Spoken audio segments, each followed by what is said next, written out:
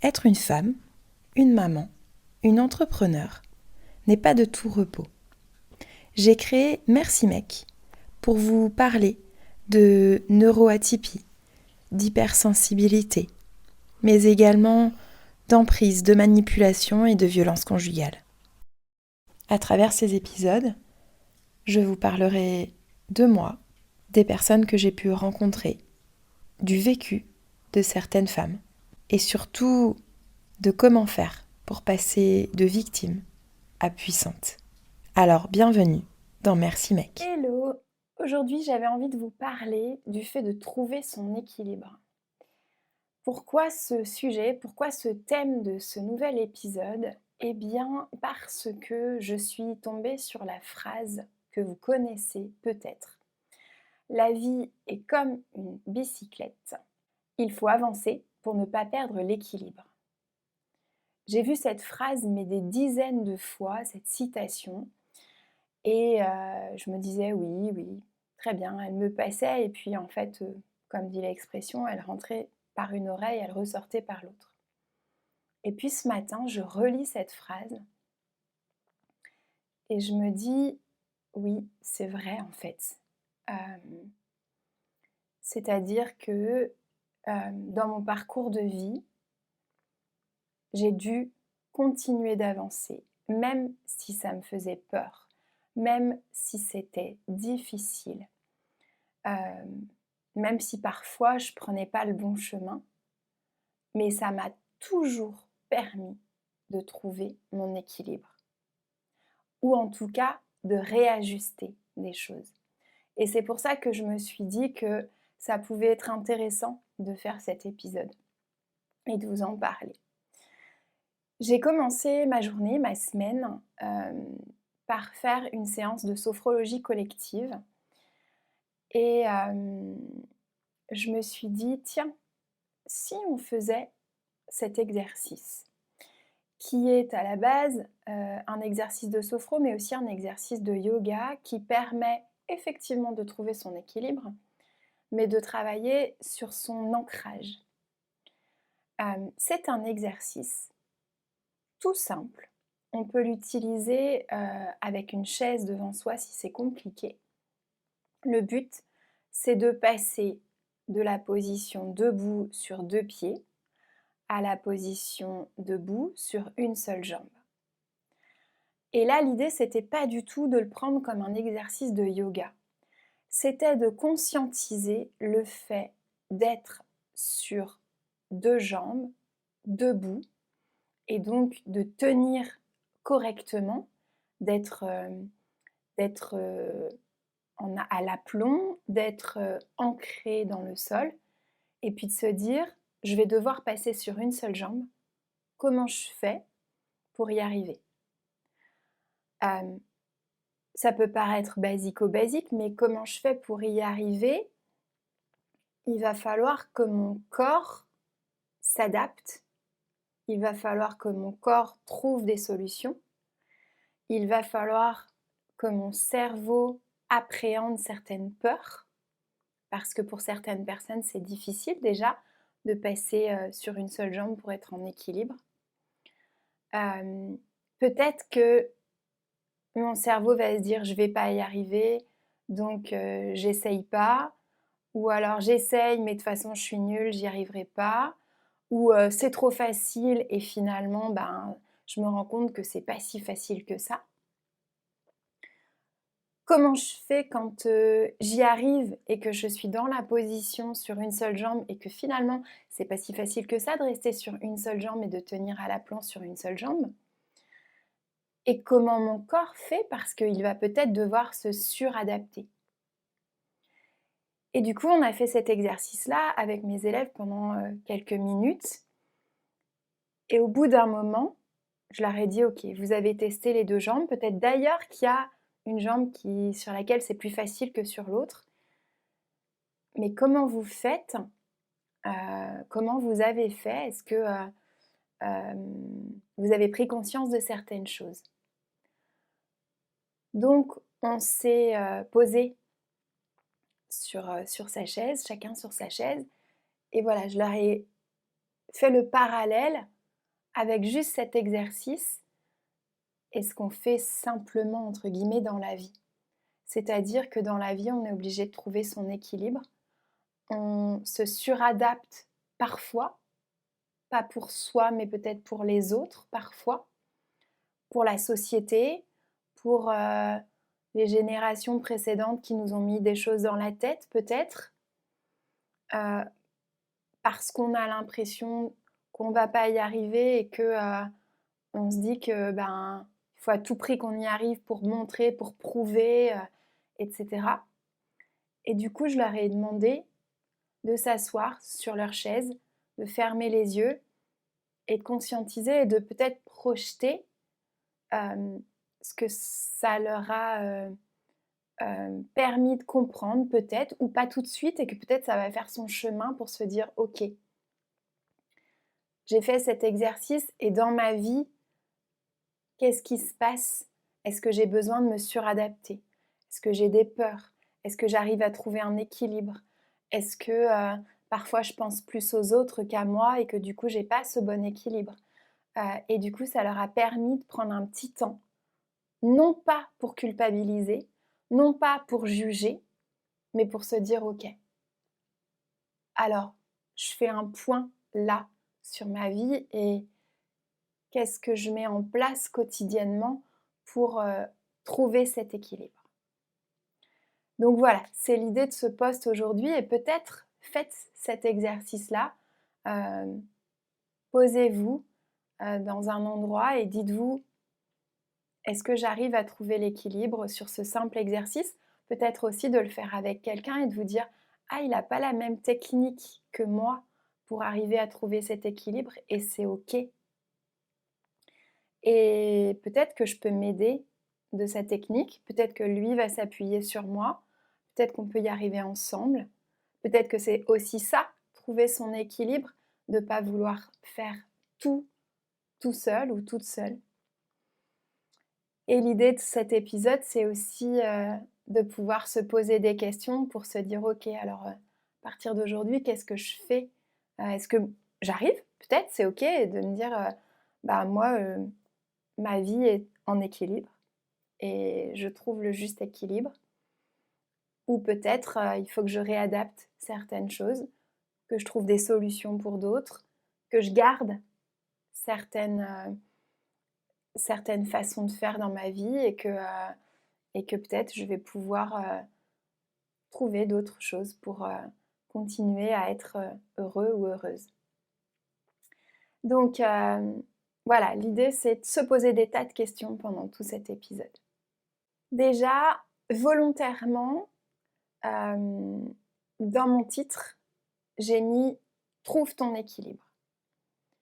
Et en fait, j'ai fait exprès parce que c'est une injonction et que tous les jours, on a des injonctions. Fais ceci, fais comme cela, trouve ton équilibre, arrête de stresser. Ok, mais comment je fais en fait? Et qu'est-ce que je mets en place pour y arriver? Est-ce que j'ai envie déjà? Tu me demandes de faire ça, tu me demandes de trouver mon équilibre, mais est-ce que j'ai envie de trouver mon équilibre? Est-ce que j'ai envie d'avancer? Est-ce que peut-être ma vie elle est très bien comme ça et j'ai pas besoin de ton injonction et c'est ok en fait? Donc déjà c'est important. Ensuite, les questions c'est: est-ce que je trouve mon équilibre dans ma vie pro et dans ma vie perso? Est-ce qu'il y a des choses à revoir à ce niveau-là? Est-ce qu'il y a un équilibre entre mes désirs, mes besoins, mon âme, ma sensibilité? Est-ce que j'arrive à trouver un équilibre de ce côté-là? Est-ce que j'ai un équilibre entre mes envies et mes peurs peut-être? Est-ce qu'il y a un équilibre entre mes objectifs et mes rêves? Est-ce que j'ai peur de réussir et que du coup, ça entraîne un déséquilibre puisque je ne mets pas certaines choses en place à cause de mes peurs? Est-ce que j'arrive à trouver l'équilibre entre ce que moi j'ai envie et ce que les autres attendent de moi. Je me pose aussi la question de est-ce qu'il y a un lien entre liberté et équilibre? Est-ce qu'il faut être libre pour trouver l'équilibre ou est-ce qu'il faut trouver l'équilibre pour être libre? Et puis, toujours cette histoire d'affirmation aussi qui est importante pour moi, mais apprendre à s'affirmer, c'est trouver aussi le bon équilibre entre dire oui ou non, dire oui pour faire plaisir alors qu'on pense non et du coup je suis plus dans mon équilibre. Est-ce que j'arrive à dire les choses, mais quelle est ma façon de dire les choses? Est-ce que je trouve le bon équilibre pour dire ce que je pense, ce que j'ai envie, ce que je suis? Ou est-ce que c'est encore du paraître pour avoir peut-être besoin d'un retour de quelqu'un qui me dit que je suis bien ou etc. Ça, c'est important, je pense, de le définir dans votre équilibre de vie. Et pour terminer, il y a aussi l'équilibre entre ce qu'on doit dire et ce qu'on ne doit pas dire.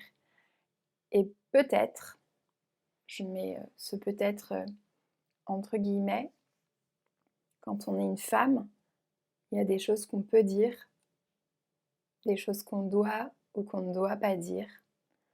Je vais étayer après par rapport à ce sujet-là dans cet épisode de podcast, mais trouver l'équilibre aussi par rapport à cette parole en tant que femme. Donc voilà, je vais reprendre tout ça au fil de cet épisode de podcast. Donc pour débuter, équilibre entre vie pro et vie perso. Je pense que c'est un peu comme la vie, cette histoire. C'est-à-dire que j'ai fait un épisode de podcast là-dessus où je disais par exemple que j'emmenais plus le travail à la maison ou le moins possible, mais que quand par exemple j'avais la compta qui arrivait et qu'il fallait que je rende absolument mes bilans, etc., forcément il y avait parfois des week-ends où ça arrivait que je sois entre guillemets obligée d'amener de temps en temps un peu de travail à la maison. Et de la même façon, sur le perso qui doit pas prendre trop de place sur le pro, eh bien parfois j'ai annulé des séances avec mes clientes parce que j'étais incapable de faire un rendez-vous correct et d'être dans un état d'écoute active pour ces clientes parce que j'avais eu quelque chose de perso qui m'avait affectée et que du coup j'étais pas capable de faire la séance, du coup j'annulais la séance. Alors mon équilibre à moi à ce moment-là, c'était de me dire moi il est hors de question que je vous fasse une séance si je suis pas vraiment pleinement dans la séance et si vraiment mon esprit, ma conscience, mon état physique et psychologique sont pas prêts à vous recevoir. Mais d'un autre côté, quand on est entrepreneur, le problème c'est que si on supprime des séances, l'équilibre financier, il est compliqué, donc il faut faire des choix. Et c'est toujours ça, en fait, d'être un petit peu sur le fil. Et là, mon choix, ça avait été de me dire que non, j'ai besoin de temps pour moi. Et ces deux clientes-là, je ne peux pas les recevoir parce que je ne suis pas en état d'eux et que financièrement, j'arriverai à trouver des solutions pour pallier à ces deux séances que je ne peux pas faire sur ce moment-là. Donc c'est ça aussi de trouver l'équilibre, de jongler. Comment est-ce que vous faites? C'est des choix à faire. Quel choix je fais pour trouver le juste équilibre et qu'est-ce qui est bon pour moi? Sur cette histoire d'équilibre vie pro, vie perso, oui, il y a des choses à mettre en place. Pour trouver cet équilibre sur ma vie pro, c'est oui, sur les périodes de bilan compta où j'ai besoin de rendre plein d'informations à mon comptable en quelques jours, eh bien, il m'arrive d'amener le travail à la maison ou alors de déborder un peu et de rester au bureau pour faire ma comptabilité et de passer moins de temps que j'aurais dû à la maison. Mais au quotidien, qu'est-ce que je mets en place pour que ça n'arrive plus ou pour que ça arrive le moins possible? Eh bien, c'est de me dire, ok, je fais ma compta régulièrement.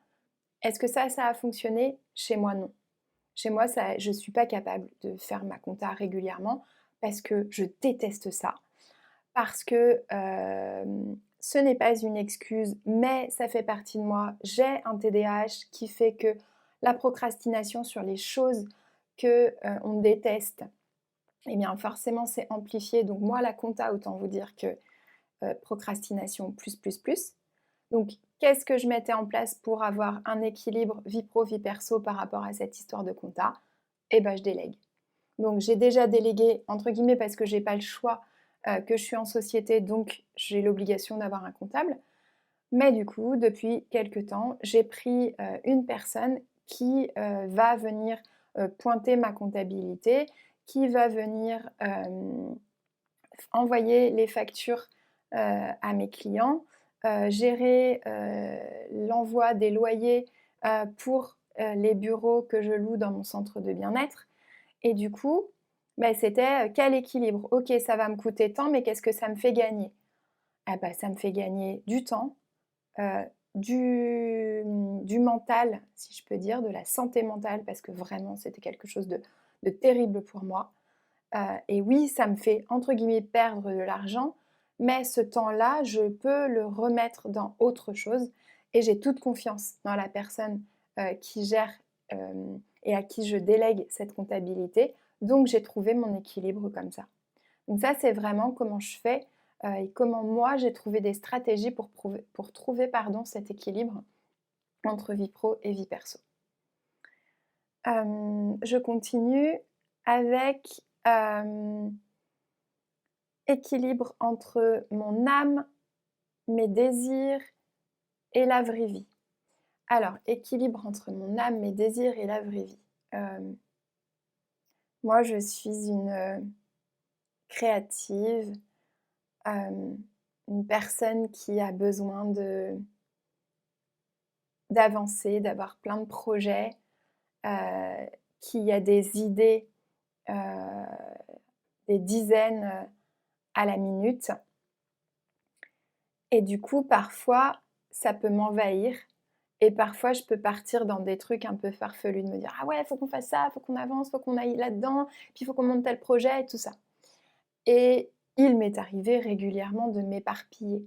Et puis avec l'expérience, on se rend compte que les idées à la minute, ok, c'est chouette et je fonctionne comme ça et c'est ok. Maintenant, moi, je sais comment je fonctionne, mon hypersensibilité, mon TDAH, mon HPI. Ok, très bien. Mais il n'empêche qu'il faut que je trouve des solutions pour trouver mon équilibre parce que si je cogite tout le temps que je ne mets pas de choses en place pour me cadrer, pour me canaliser, je pars dans tous les sens et là, j'ai plus d'équilibre du tout.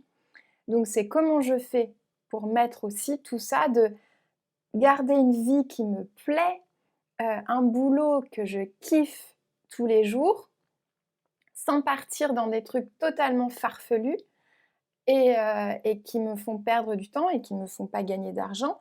Parce qu'on est bien d'accord que d'avoir des rêves, des besoins, des envies, il faut aussi que les contraintes qu'on a, parce que le loyer, il ne va pas se payer tout seul, que le prêt ne va pas se payer tout seul, que les factures ne vont pas se payer toutes seules, eh bien ça c'est du factuel. Donc comment je fais pour trouver cet équilibre-là entre mes idées qui partent dans tous les sens et le factuel de la vie et des contraintes qui me sont associées à ma vie. Et bien du coup, c'est déjà de poser les choses. Moi, je fonctionne avec l'écrit, je fonctionne avec des carnets, avec des notes. Et donc maintenant, dès que j'ai des idées, j'ai mon téléphone avec une petite étiquette dans notes où ce sont mes idées et que je note au fil du temps. Et comme ça, je peux y revenir quand vraiment toutes mes idées, là, elles se posent. Une fois par semaine, je me pose dessus et je me dis « Ok, alors cette idée-là, est-ce qu'elle était trop farfelue? Est-ce que ça peut m'être utile dans le travail? Est-ce que ça peut m'être utile dans ma vie perso? Qu'est-ce que j'en fais? Est-ce qu'elle part à la poubelle? Est-ce que je la garde pour plus tard? Est-ce que ça peut être une idée d'épisode de podcast? Est-ce que ça peut me servir pour mes clients? Est-ce que ça pourrait me faire un atelier? Voilà, tout ça, c'est vraiment des choses. Et moi, pour trouver mon équilibre, il a fallu que je pose sur le papier et que je me dise, ok, je pars dans tous les sens, mais note toutes tes idées, fais-toi un rappel et tous les lundis matins, je me pose, je regarde mes notes. Donc ça, c'est hyper important pour moi. Et ensuite, ces notes, qu'est-ce que j'en fais? Celle-là, elle est pour un client, elle peut m'aider. Celle-là, elle est pour un atelier. Et ben ensuite, j'ai un planning. Alors là, pour le coup, c'est pas du tout sur mon téléphone. C'est un organiseur que j'ai sur mon bureau qui est mensuel. Et du coup, je peux avoir vraiment tout sur le mois. Et du coup, je note, voilà, ça, je vais l'utiliser ce jour-là. Là, j'ai pas le temps, celui-là, ce sera pour le mois prochain. Et du coup, un peu comme une to-do avec ça, c'est important, ça, c'est urgent, ça part à la poubelle, etc. Et du coup, eh bien ça, je trouve mon équilibre comme ça entre moi, comment je fonctionne, mes besoins, mes désirs, mes envies, et le fait de poser sur le papier, puis le fait de poser dans un planning, ça me permet de me recadrer, de me rendre focus sur ce que j'ai envie, et aussi d'attribuer un moment dans ma semaine pour ça. De ne pas partir dans tous les sens aussi par rapport à toutes ces idées, c'est-à-dire que le lundi matin, j'ai ma séance de sophro collective et ensuite je m'accorde 1 heure et demie pour poser tout ça, et toutes mes idées qui me sont venues, eh bien hop, ça se met en place pour le début de la semaine. Sur le mardi, je m'accorde tous les mardis matins pour gérer ma com, les points avec justement la personne que j'engage sur mes factures, de vérifier qu'il n'y a pas des choses que j'ai pas eu le temps de faire la semaine précédente qui m'ont pris plus de temps que prévu, et du coup je réadapte tout ça. Et ça, c'est hyper important pour moi et ça me permet d'avoir cet équilibre-là entre mes désirs, mes envies, mes besoins. Donc ça, c'est ma façon à moi, mais chacun doit trouver sa façon de faire, sa façon de procéder pour avancer. Ensuite, équilibre entre tes envies et tes peurs, équilibre entre tes rêves et tes objectifs. Est-ce que mes peurs m'ont dirigée pendant longtemps pour avoir mes objectifs? Oui et non. Parce que je sais depuis très longtemps que le cerveau, et ça je l'ai déjà dit plusieurs fois, ne fait pas la différence entre le réel et l'irréel. Je le répète très régulièrement à mes clientes. Et du coup, en tant qu'entrepreneur aussi, c'est quoi mon rêve? Est-ce que mon rêve est un objectif ou est-ce qu'il reste un rêve? Et si c'est un objectif, quels sont les paliers que je mets en place au quotidien? Quelles sont les démarches et les marches que je vais grimper les unes après les autres pour atteindre ces objectifs? Donc, c'est vraiment de me dire, ok, j'ai des peurs, mais je reviens à cette citation sur la bicyclette. Si vous n'avancez pas, vous allez être blindé de peur. Et en fait, les peurs, elles vont se dissiper parce que les portes, elles vont s'ouvrir devant vous les unes après les autres. Et si vous vous retrouvez face à un mur à un moment donné, vous allez pouvoir, en vélo, poser le pied à terre, mais on a le droit de prendre une autre direction en fait. Et il y a peut-être une autre porte qui va s'ouvrir et je retrouve mon équilibre et je réavance, je repédale. J'ai le droit aussi de pédaler un peu en arrière pour reprendre de l'élan, pour avancer. Mais ça, c'est fondamental pour moi de casser les peurs, de me dire, est-ce que vraiment je suis en danger? Donc là, je me pose et je me dis, ok, j'ai peur de ça. Est-ce que ça me met en danger? Ben non, en fait. Je suis pas en danger là. Donc mon cerveau, il a futurisé le truc et il s'est dit, ah là là, warning, danger, danger, elle peut pas faire ça, c'est trop dangereux. Mais quand factuellement je pose le truc, je suis pas en danger. Et si je teste, qu'est-ce qui va m'arriver? Que je me ridiculise? Bon, même pas sûr. Que je me prenne une porte dans la tronche? Ok, ce sera pas la première, ce sera pas la dernière. Donc, est-ce que j'y vais? Est-ce que je tente? Est-ce que ça vaut le coup? Ça vaut le coup, ça me donne envie. Qu'est-ce qui palpite dans mon cœur, dans mon corps, dans mon ventre? Est-ce que j'ai vraiment envie? Bah vas-y, fonce en fait. Vas-y ma vieille, fonce. Donc go et puis tu verras. Et dans 90% des cas, bah ouais, ça te fait hyper peur, mais je peux t'assurer que c'est juste incroyable ce qui arrive par la suite. L'une de mes peurs, évidemment, les plus importantes qui a été dans les dernières années, ça a été de quitter cet homme violent. Mais ça a été une peur, mais monstrueuse. Et pendant des mois et des mois, j'ai eu peur. Et puis au fil du temps, la peur, elle se dissipe. On se rend compte qu'on avance, qu'on a franchi des caps, qu'on a franchi des pas. Et, je suis partie en voyage il y a peu de temps. Et je me suis rendu compte qu'il y avait plein de peurs que j'avais auparavant, mais que lors de ce voyage, elles se sont complètement dissipées. Et j'ai fait le lien en me disant, mais punaise, mais j'avais pas peur de ça en fait. C'est lui qui me donnait ses peurs. Et en fait, je suis capable de prendre l'avion. Je suis capable de voyager seule. Je suis capable d'aller nager dans l'eau toute seule et de faire la planche. Ça peut paraître bête, hein, ça peut paraître très honteux de ma part de dire que j'étais incapable de faire la planche et de rester. Je coulais, j'avais... Et en fait, j'étais tellement blindée de peur pour faire ce truc.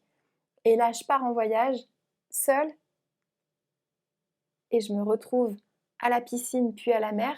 Je tente le truc parce que je sais, dans un premier temps, qu'à la piscine, je ne suis pas en danger, que j'ai pied, que s'il m'arrive quoi que ce soit, il y a plein de monde autour. Et là, je me rends compte que ça marche. Et que je suis capable et je ne suis pas restée que 10 secondes. Hein. Et du coup, je retente à la mer. À la mer, il y a des vagues. Elles n'étaient pas énormes, mais il y en avait quand même. Et je suis restée en planche. Et là, ça a été ce déclic de me dire, ah bah oui, mais en fait, c'est pas du tout que j'avais peur de faire la planche, c'est que j'avais peur de cette personne qui était à côté de moi. Et j'avais peur de tout ce qu'elle véhiculait.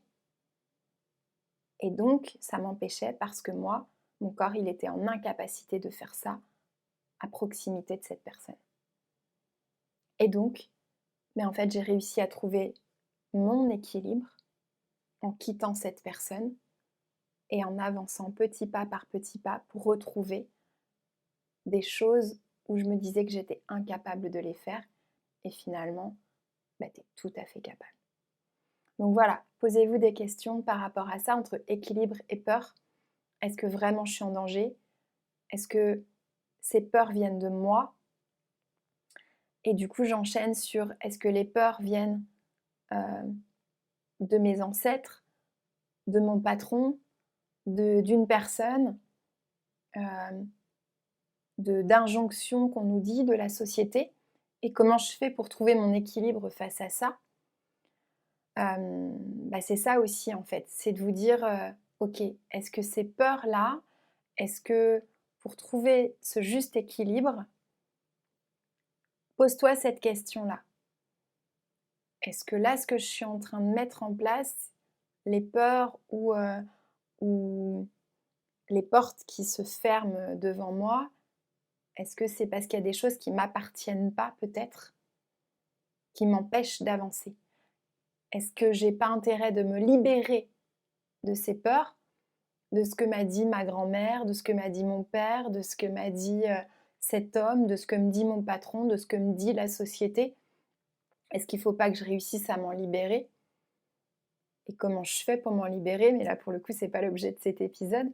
Mais voilà, grâce à ça, en te libérant aussi de ce poids-là, bah, tu trouves ton propre équilibre.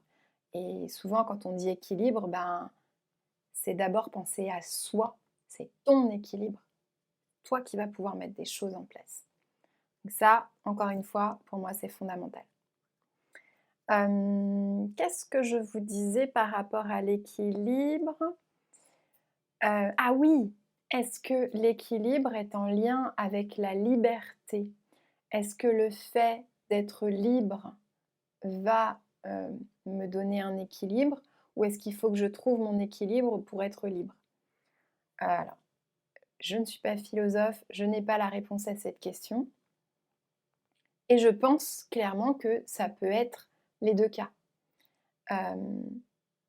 J'ai souvent, pendant des années, je pensais être libre et que ma liberté me donnait un équilibre de vie entre vie pro et vie perso. Puis la vie fait que j'ai retrouvé ma liberté et là, ma liberté a fait basculer tout mon équilibre. Toute ma vie pro a basculé, toute ma vie perso a basculé parce que je retrouvais ma liberté. Et là, ça chamboule tout. Et du coup, en fait, la tour en cap-là, là, elle s'effondre. Il faut tout reconstruire. Mais le truc, c'est qu'on ne va pas tout reconstruire de la même façon. Et c'est OK avec ça. Parce que ma vie d'avant, c'est ma vie d'avant. J'avais mis des choses en place, il y avait des choses très bien et il y avait des choses très mauvaises. Très mauvaises pour mon corps, pour moi, pour ma vie perso, pour ma vie pro, pour mes enfants, pour ma famille. Et donc, je reconstruis maintenant, je retrouve un équilibre grâce à cette liberté que j'ai retrouvée. Donc, c'est toujours des questionnements en fait. Et en fait, c'est aussi, là, ça me fait dire que pour avoir un équilibre, il faut aussi apprendre à se poser. On vit dans une société qui nous demande d'aller toujours plus vite, plus loin, plus fort, etc. Moi, je pars du principe que si tu fais ça, tu vas toujours plus vite, plus loin, plus fort, plus, à un moment donné, tu finis en burn-out ou ton corps te renvoie des messages. Donc pour trouver son équilibre, pour moi, il faut aussi apprendre à se poser. Moi, mon corps m'a parlé, j'ai été en arrêt maladie pendant 1 an et demi quasiment. Et du coup, comme je vous disais, tout mon équilibre, tout s'est effondré. Mais j'ai recréé autre chose. Et cette période-là m'a permis de prendre vraiment du temps pour moi. Alors oui, j'étais dans un moment de ma vie tellement compliqué que je prenais du temps, mais que mon cerveau, mon corps avait aussi besoin de retrouver vraiment des sensations, il avait besoin d'aide aussi, donc je me suis fait aider par des professionnels de santé. Mais tout ça pour vous dire que voilà, prendre du temps. Et même bien après cet arrêt de travail, je continue de prendre du temps pour moi et ça, c'est hyper important. Donc voilà, tout ça pour vous dire de prendre ce temps. Comme je vous disais, moi, tous les lundis matins, je prends un moment pour checker mes idées. Je prends le mardi pour la com. Mais ça, c'est du travail.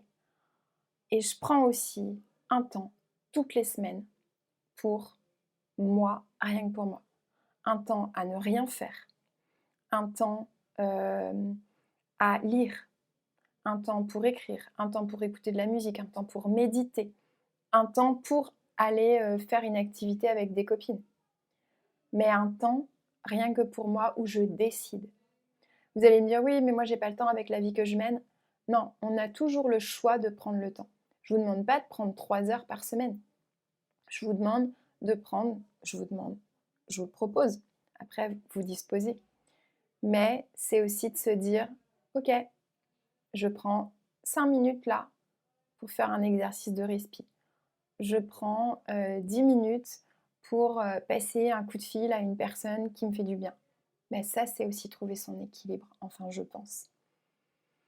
Et puis, pour terminer, du coup, il y avait aussi cette question de parler, pas parler, comment dire les choses.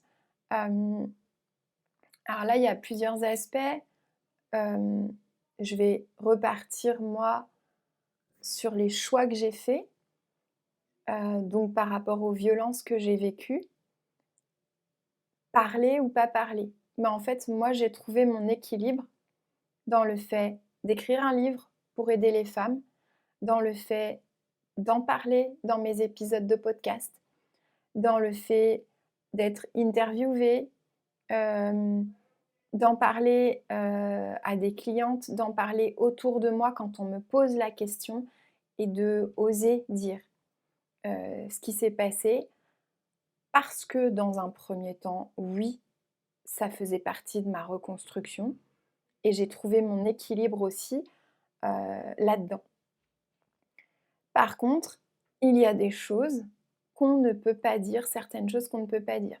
Hem, je repense à des tas de femmes, qui me disent: «Ah mais non, mais quand il y a eu le jugement, si j'avais dit ça, devant la juge ou devant le juge, ou devant l'aide sociale à l'enfance, bah, en fait, je serais passée pour une folle et du coup, ça se serait retourné contre moi». J'ai eu nombreux témoignages, heu la quand de femmes quand elles se sont retrouvées, devant une personne, de la justice. J'ai eu le cas aussi pour moi, notamment quand une personne, de l'extérieur, de l'aide sociale à l'enfance qui a dit, des choses et je me suis dit: «Bon, OK, ce qu'elle vient de dire, c'est abominable, mais je ne dis rien. C'est son travail à elle peut-être, j'en sais rien, ça me regarde pas d'aller dire ce genre de truc, mais du coup, j'avance et je ne peux pas tout dire et je ne peux pas tout dire et c'est OK et en fait, c'est plutôt pas tout dire dans le sens où, ne pas m'énerver, ne pas surréagir, garder de la distance par rapport à tout ça aussi et en fait, de me dire: «Voilà, ce que cette personne vient de dire, est-ce que ça m'appartient ou non? Non, c'est sa pensée. Moi, je ne pense pas du tout comme elle et ce que j'ai vécu, elle ne sait pas ce que j'ai vécu, elle n'était pas là. Donc, j'ai pas à prouver encore une fois quoi que ce soit par rapport à ça, mais je ne vais pas surréagir par rapport à ce qu'elle dit devant la juge parce que malheureusement, encore en 2025, ça va se retourner contre moi. Et nombre de femmes ont pu relater ce genre de choses. Donc, ben, dans cet équilibre, il faut prendre sur soi aussi, malheureusement, parfois. Euh, je vais switcher sur dire ou pas dire, sur trouver l'équilibre. Et là, du coup, j'aborde un peu les troubles neurodéveloppementaux, notamment le TDAH que moi j'ai. On le sait, une personne qui a un TDAH, elle va facilement couper la parole, elle va dire son idée tout de suite parce que sinon elle va l'oublier, elle va dire ce qu'elle pense et elle va parler bien avant de réfléchir parce qu'en fait, il faut que ça sorte et que ben, c'est comme ça en fait, le cerveau il fonctionne comme ça. Et parfois c'est compliqué quand on a ce trouble neurodéveloppemental là de trouver le juste équilibre entre ce que j'ai le droit de dire, ce que je peux dire, comment je le dis, parce que ben en fait ta parole elle sort et puis tu te dis mais non mais j'ai pas dit ça. Eh ben si. Et du coup c'est comment je fais pour encore une fois trouver l'équilibre là-dedans. Donc trouver l'équilibre, c'est se faire aider par des professionnels, enfin en tout cas pour moi, ça a été de me faire aider par des professionnels de santé, des professionnels, des spécialistes du trouble déficitaire de l'attention avec hyperactivité pour pouvoir comprendre, faire les tests, de poser un diagnostic. Ok, je comprends comment je fonctionne. Puis après, évidemment, moi, je me suis formée pour accueillir aussi les personnes en situation de handicap ayant des troubles neurodéveloppementaux. Donc du coup, j'ai lu des tas de bouquins, j'ai fait des formations auprès de professionnels formés aussi par rapport à tout ça. Et évidemment que ben, ça m'a permis d'avancer et de trouver mon juste équilibre par rapport à comment je dis les choses, euh, comment je les formule, comment je réfléchis dans ma tête avant de les dire, Tout ça, c'est hyper important pour moi. Donc voilà, je crois que je suis arrivée au bout de cet épisode. Je ne sais pas si je vous aurais donné des solutions, mais peut-être en tout cas, je vous aurais amené à réfléchir. Et ça, c'est important pour moi. Donc, de vous poser des questions aussi pour pouvoir peut-être déclencher des choses, avoir envie de contacter des professionnels, avoir envie d'avancer, de vous dire ok, là j'ai besoin de poser des choses sur mon TND, sur mon hypersensibilité, sur le fait d'apprendre à m'affirmer ou toute autre chose. Retrouver confiance en moi, qu'est-ce que je fais, comment je fais, qu'est-ce que je pose, et de contacter des professionnels qui sont formés par rapport à tout ça si vous en avez envie. Eh bien, en tout cas, merci pour votre écoute. N'hésitez pas à me renvoyer des messages, des solutions que vous avez trouvées pour trouver votre équilibre justement. Et puis moi, je vous dis à bientôt pour un nouvel épisode de Merci Mec. À très vite!